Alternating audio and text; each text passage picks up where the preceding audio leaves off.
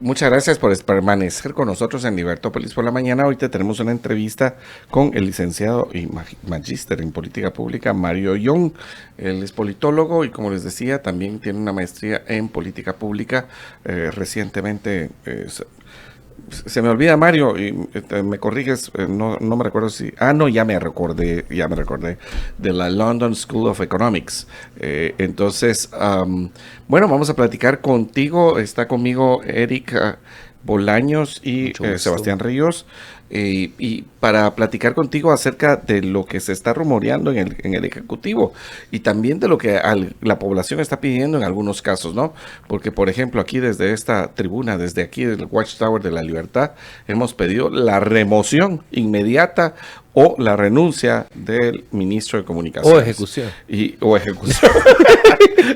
Esos son otros. De Sí. la hoguera. Pero Mario, buenos días, muchas gracias por estar con nosotros. Buenos días, Eric, José Carlos y Sebastián. Qué bueno verlos y siempre un gusto saludarlos acá. Bueno, pues mira, este fin de semana hubo rumores, y son rumores, pero en este país los rumores a veces, pues como dice el dicho, ¿cómo es que dice el dicho? Cuando el El río suena río es porque suena es piedras porque trae. piedras trae, ¿sí? Y entonces se decía que iba a ser removido el ministro de Agricultura, también una viceministra de Agricultura, la que está encargada de las patentes, el gobernador departamental y algunas otras personas que están en el Ejecutivo. La verdad es que esto sería ya a los 10 meses, vamos a ver, sí, ya casi 10 meses de gobierno, y en algunos casos la población estamos pidiendo un cambio de autoridades en algunos lugares porque no se ve que se esté haciendo un buen trabajo y en algunos casos no se está viendo ningún trabajo. Claro. Eh, Creo que los temas que está pasando en el Ejecutivo actualmente responden, digamos, a varias cosas. Primero, porque hay que recordar que Semilla fue un partido que ganó inesperadamente, eh, especialmente para ellos, ¿no? Ellos, entiendo yo, no necesariamente estaban buscando ganar la estrategia electoral en un principio, antes de, digamos, que, digamos, los temas judiciales quitaran a varios candidatos en las elecciones y que ellos terminaran de alguna forma ya cerca de ganar y ganar bueno, la primera vuelta y la segunda. Era un partido que ganó inesperadamente y ellos terminaron pues afrontando una situación donde tenían que buscar cuadros donde no los tenían inicialmente. Entiéndase, el presidente, el ejecutivo, pues pone no solo los ministros, sino una serie de puestos en todo el ejecutivo. Y en esta situación donde tenían que encontrar gente de dónde, pues tienen que buscar gente capaz y tienen que buscar gente que obviamente sea alineada al proyecto del partido político. Y es una de las debilidades que tiene este gobierno que le ha costado encontrar cuadros. Hay que recordar cómo estaba en el tema de transición y en enero, y bueno, entonces se refleja que en una de sus líneas más débiles es esta. Y la oposición ha sido pues muy hábil en presionar en algunos ministerios que es difícil la gobernanza, comunicaciones, por ejemplo han estado presionando en los medios, en diferentes espacios, digamos, para que el ejecutivo, pues, ceda en uno de los espacios donde le va a costar más encontrar reemplazos. Y encima esto se suma a que es difícil gobernar el Estado de Guatemala. Y como mencioné, pues, comunicaciones es difícil por el tema del cómo se manejan las finanzas, los nombramientos, los grupos de presión que y encima, pues, cómo está la infraestructura del país hace que es más difícil, sumado a lo que acabo de mencionar, y la situación actual es difícil reaccionar a la situación del país. Em, y esto lo sabe bien la oposición y digamos siempre hay estos temas de que va a renunciar algún ministro o otro ministro y puede ser verdad, puede ser mentira, pero se sabe muy bien en la oposición que por ahí es donde hay que presionar y por eso por ahí creo que vienen, digamos, los rumores del fin de semana de renuncia de algunos viceministros, sea verdad o sea mentira, pues. porque sabe que le va a costar presionar al Ejecutivo en caso alguno de sus cuadros renuncie. Mario, buenos días. Una pregunta. Estas especulaciones de cambios de viceministros o de ministros de Estado, ¿consideras que de ser realidad podrían oxigenar el gobierno del presidente Arévalo o solo denotan debilidad y que no han podido escoger bien a su gente? Yo creo que oxigenar, la, si fuera un tema de oxigenación, te diría que sería después de una crisis puntual en algún ministerio. Ahí pues lo dejaré a los radioescuchas de si hay crisis o no. Entonces, cuando tenés una presión tan fuerte, o sea, una crisis de, no sé, corrupción o una crisis de comunicación, y entonces tenés que cambiar los cuadros, ¿no? No sé si necesariamente todos los ministerios están en esa situación. Eh, y como mencionas, creo que es un tema primero, vámonos más alto, o sea, es un tema estructural de todos los partidos en Guatemala. Cualquier partido, casi cualquier partido que ganase estas elecciones o las que vienen, va a tener el mismo problema. Va a tener un problema de que le cuesta encontrar gente buena que se comprometa a estar en el Estado. Eso es un problema del sistema de partidos y de Guatemala en sí mismo. Y como mencioné, digamos, llegó este partido y le ha costado encontrar cuadros en su momento. Va a tener que buscar reemplazos del del viceministro de Comunicaciones que renunció la semana pasada. Es un tema de debilidad más que personas, creo yo, Sebastián, es un tema de cómo está el sistema, ¿no? Y ahí es un tema de reformar la ley de partidos políticos, la ley de administración pública porque, por ejemplo, si un partido político no puede armarse en 20 años, 10 años, porque lo cancelan cada vez que no le van bien las elecciones, es complicado, digamos, ir armando un proyecto político y que más gente capaz se vaya sumando al proyecto. Son varios temas dispersos que lo hemos hablado en diferentes mesas de reforma y José Carlos no me dejará mentir, que impactan en cuando un partido ya llega a gobernar, la dificultad que tiene para nombrar personas acordes en los diferentes ministerios. Exacto, Mario. Gracias por estar el día de hoy con nosotros. Bueno, mi pregunta, y para hacer un poquito de contexto, es, me gustaría contrastar cómo está siendo este gobierno, particularmente este ejecutivo, en relación a los anteriores, porque yo creo que, digamos, pueden ciertamente, y he escuchado defensas, digamos, desde el oficialismo, de decir, ok, la razón de estas ineficiencias puede ser perfectamente multifactorial. O sea, yo reconozco que en general cualquier político, sea el partido UNE, Vamos, Semilla, Planta o Tierra, todos los políticos tienen y por sistema el Estado va a tener ineficiencias a la hora de cumplir sus funciones, pero también puede ser que genuinamente y honestamente haya un cambio de poder, un sopeso, un conflicto interno dentro de la administración pública, de todo ese aparato burocrático que realmente ni nos imaginamos el tamaño que tiene. Entonces, puede ser que ahí están habiendo luchas de poder que realmente el gobierno actual, queriendo apegarse a, digamos, honestamente a sus políticas, no puede, digamos, sobrepasar sin pasar un tiempo removiendo personas, haciendo cambios y demás. Pero entonces, esa pregunta, digamos, teniendo en cuenta que puede haber una cuestión multifactorial, es raro, o sea, es, digamos, fuera de lo común el desempeño del ejecutivo del gobierno de Semilla en relación a gobiernos anteriores guatemaltecos o en relación a ejecutivos a nivel regional. O sea, ¿es raro lo que está ocurriendo o estamos hablando de algo que de verdad que nos acostumbra a la población y el Estado siempre como ciudadanos? ¿Qué pensás, Mario? No, gracias, Eric. Una buena pregunta. Sí, es diferente. Este gobierno es diferente por dos cosas. Una es por cómo, que responde a cómo se ha llevado la política desde 2015, digamos. Desde 2015 hemos tenido gobiernos que han llegado al poder, pero son de partidos pequeños y de partidos que les han... Este problema, ahorita que lo mencionas, se ha repetido en los últimos dos gobiernos, pero eso no pasaba, digamos, tan de, dramáticamente en los gobiernos del Partido Patriota, de la UNE.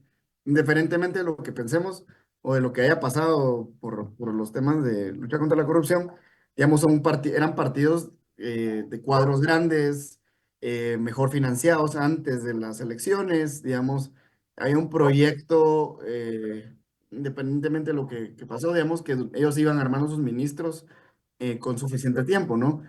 Esto porque obviamente la forma que se van la campaña política antes, recibían más apoyo, eh, había de cierta forma menos presión de la población hacia el Ejecutivo, pero desde 2015 tenemos que con el gobierno de Jimmy Morales y Yamatei pasó lo mismo que está pasando ahorita. Entonces, en ese sentido, este ciclo político, Semilla no es diferente al ciclo político que comenzó en 2015. Eso es uno. Y lo otro es diferente porque, como bien dices, digamos, Semilla ganó en una plataforma de anticorrupción absoluta.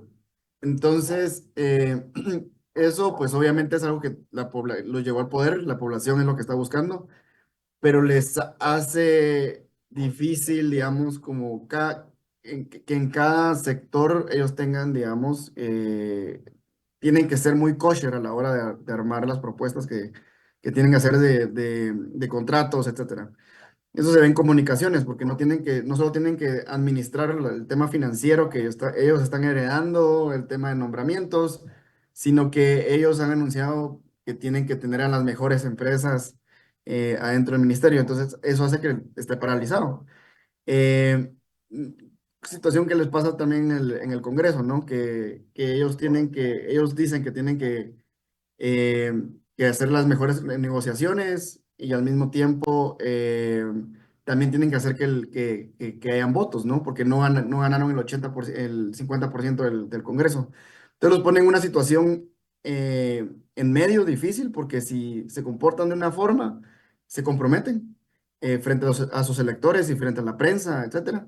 Y si se comportan de la otra, de repente podrían hacer que las cosas avancen más, pero están en dos líneas de fuego.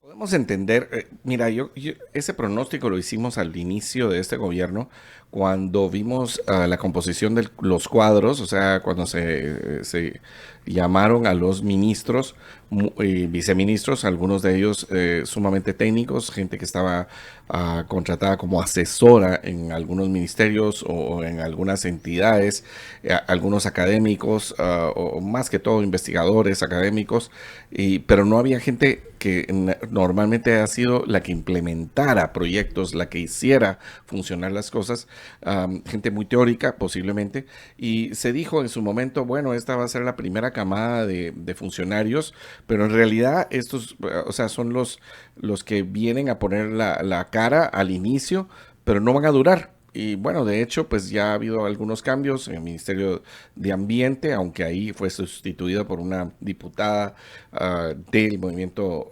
Semilla. Además de eso, la remoción en el Ministerio de Salud. ¿El Ministerio de Salud renunció o lo removieron? Ya no me acuerdo. Después una ministra interina hasta este nuevo, o sea, van tres.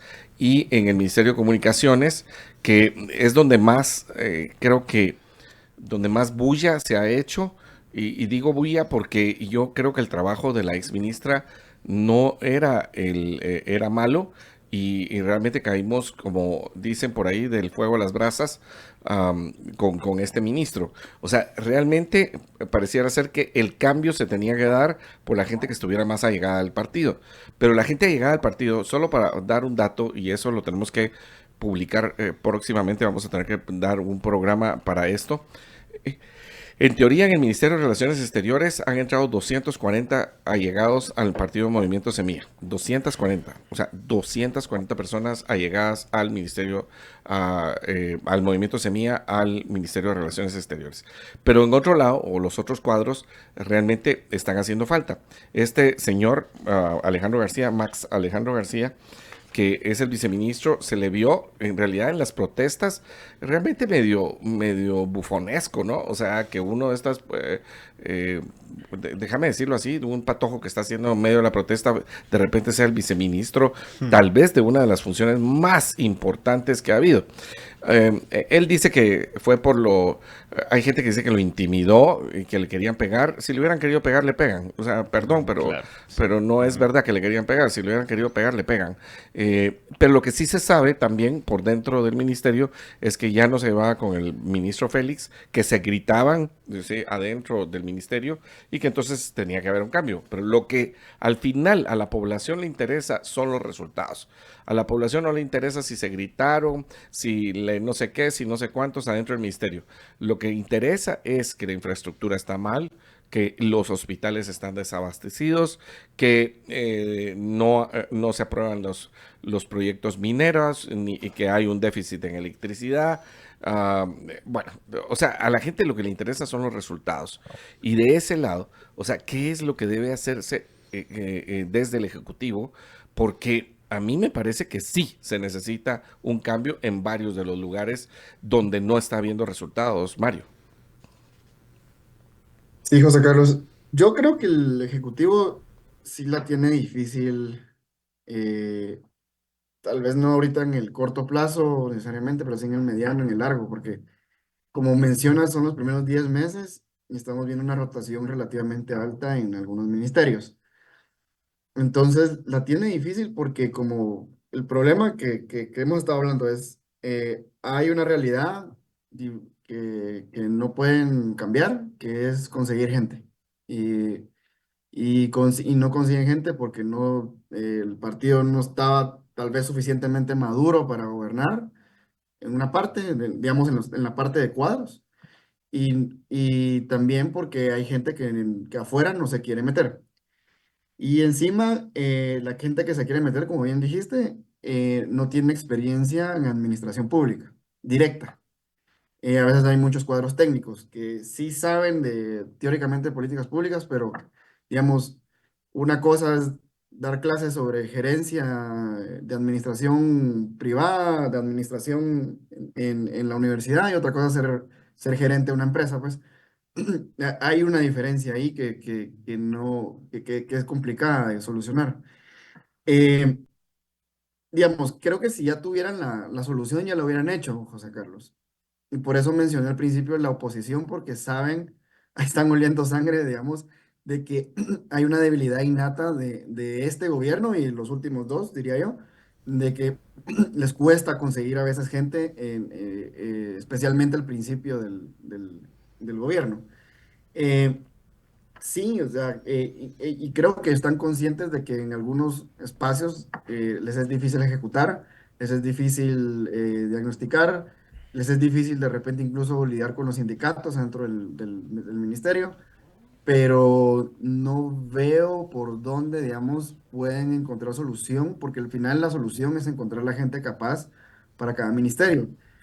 Y muchas veces lo que hacen a ciertos gobiernos para solucionar esto es que van a digamos, con otros sectores que son afines a los gobiernos que estén, para jalar cuadros de estos sectores. Por ejemplo, ya sea del sindicalismo, de la academia, del sector privado. eh, por ahí de repente puede ser una de las soluciones que encuentra este gobierno de los sectores que han estado apoyándolo, que les presten cuadros. Pero eso también lo compromete a presiones de esos mismos sectores que lo tienen que considerar. O sea, hay una consideración política ahí que hay que ver. Mario, ya para terminar, te quisiera hacer una última pregunta. A mí me llama la atención que todos estos rumores de este fin de semana, gobernador, mi viceministro, ministros, etcétera, es después de la elección de Trump en los Estados Unidos. O sea, me llama muchísimo la atención. ¿Y tú crees que puede haber una relación? Y tus palabras finales, Mario. Muchas gracias por haber estado con nosotros. Gracias. Eh, yo te diría que creo que vienen, bueno, hay un tema del Ministerio de Comunicaciones, viene antes incluso de la elección y viene incluso antes del tema de la elección de Cortes. Pero creo que viendo que el Ministerio de Comunicaciones, digamos, en una parte no se está moviendo, es la oposición, digamos, la que está haciendo las presiones, ¿no? Eh, que digamos, al nivel más alto no se está moviendo, pero digamos, al nivel medio de repente están viendo que hay unos cambios, están viendo por dónde, qué otros espacios, qué otras grietas pueden ir abriendo, ¿no? Porque aquí esto es un tema del largo plazo, ¿no? Aquí el presidente, el gobierno tienen todavía 3 años más y por donde se pueda, digamos, la oposición va a tratar de ir debilitando al gobierno adentro del Ejecutivo, en el Congreso, en las Cortes. Y hay que recordar, y no no hay que perder de vista que hay elección de fiscal general y de magistrado de la Corte de Constitucionalidad en 2026 sería.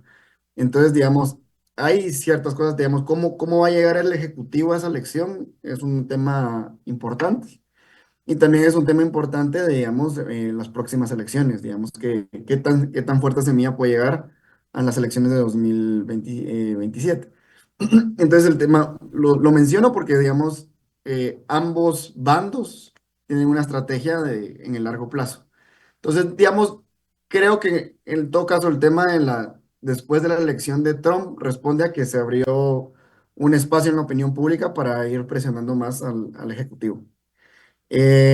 Pero digamos, esto responde más a una estrategia de ambos lados para el largo plazo. No creo que sea solo porque ahorita pasó algo, ¿no? Y en este sentido, pues para ir cerrando, creo que hay que reflexionar un poco de los varios problemas que tenemos, pero sí es un problema para la administración de lo público, eh, y es preocupante que siga pasando, que cada vez que llega un nuevo gobierno le cueste encontrar cuadros. Y es preocupante porque, digamos, al final quien sufre es la población, ¿no? O sea, si no tenemos buenos ministros o gente capaz y preparada que esté dispuesta a asumir el reto de ir a ver lo público, los servicios públicos, independientemente de que creamos que el Estado sea grande, que sea pequeño, van a estar mal, ¿no? Claro. Va a ser difícil la administración de justicia, va a ser difícil la administración en comunicaciones, etcétera, etcétera. Entonces creo yo que, como siempre, y siempre yo insto a pensar en las reformas que hay que hacer, porque lo que está pasando es que llegan partidos pequeños a gobernar, que les cuesta conseguir gente y tiene efectos en la gobernabilidad del país y tiene efectos en los servicios que tenemos. Bueno, Mario, sí, te agradezco los comentarios, te agradecemos los comentarios hoy en la mañana, este 11 de noviembre, y yo te diría que concuerdo con algunas cosas contigo, excepto con lo del Congreso, porque me pareciera ser que ahí la oposición ya se puso de acuerdo y en todo caso les están dando mucha más oportunidad de poder hacer con la ampliación del presupuesto, con la aparente aprobación del presupuesto para el próximo año. Eh, bueno, ahí veremos, ¿no? Y para mí Sí. entonces el Ejecutivo sin poder ejecutar, ya ves que les aprobaron también esta, que para mí posiblemente sea inconstitucional, la ley esta de los CODES, donde se les permite, casi que se les está aprobando presupuesto para el próximo año, aunque la Constitución dice que solamente un año. Pero bueno, te agradecemos muchísimo por los comentarios. Yo creo que vamos a estar en contacto, porque bueno, aquí en el país siguen pasando cosas, ¿no? Y son rumores, pero aquí pareciera sale ser que que sí. algunas cosas Luego se sí vuelve. está pasando, ¿verdad? Sí. Vamos a un corte, volvemos en un momento.